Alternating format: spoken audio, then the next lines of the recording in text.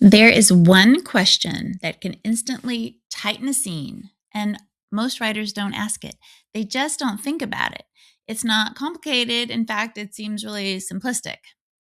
Hang on for that question. I'm Melissa Bourbon. I've written more than 35 novels across cozy mystery, magical realism, women's fiction, some nonfiction, and I teach writers how to build stories that don't just move, but keep readers turning pages.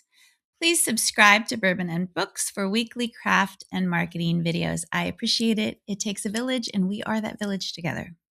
Today, I want to give you one question you can use on any scene in any genre to fix moments, sagging middles, the vague sense that something isn't really quite working.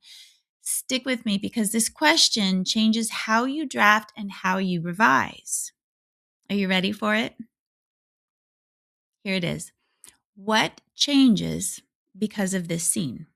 That's it. Very simple, right? But here's the key. Change doesn't have to be crazy or explosive. Change can be emotional or informational or relational or internal or external.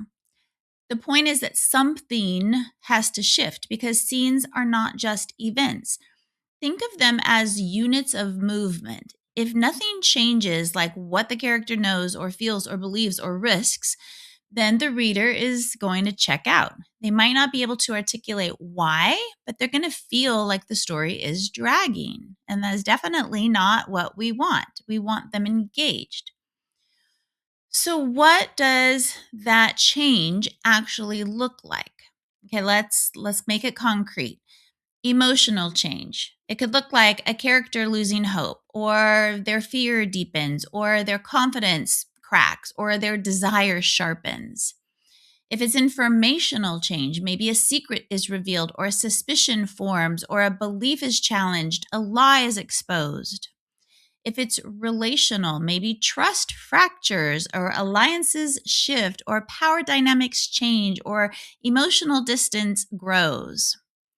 Let's look at an example. Let's say a conversation scene doesn't need an argument to matter. If a character realizes they cannot rely on someone anymore, that is change. Readers don't read scene by scene, they read for movement. So when movement stops, momentum for the reader is going to break. The momentum of the story is going to break because what is propelling the character forward? Scenes that don't change anything feel flat, no matter how polished your prose is. This is why readers will often say the writing is good, yes, but the story is dragging. What they're really sensing is kind of this static energy. But here's the reframe I want you to remember. Readers don't notice the filler scenes. They notice a loss of momentum. They stop trusting the story to take them somewhere. Asking what changes is going to force every scene to earn its place emotionally, not just structurally. So you really have to think about the scenes and why they are there and how they are contributing to your story. Here's a really simple, powerful exercise. At the top of every scene draft or during revision, just write the sentence. By the end of this scene, blank changes. What is going to change? By the end of this scene, my character will realize she can't trust him. By the end of this scene, he will understand that he's about to lose. By the end of this scene, their relationship will be fractured. If you can't fill in that blank, the scene either doesn't belong or it needs some sort of revision to make sure that it does belong and that there is movement. And notice none of these are plot tasks. They're emotional and relational shifts. So again, it doesn't have to be explosive. You can have quiet scenes. You can still have reflective moments, but even stillness needs movement underneath it. The big takeaway is this: change is the job of a scene.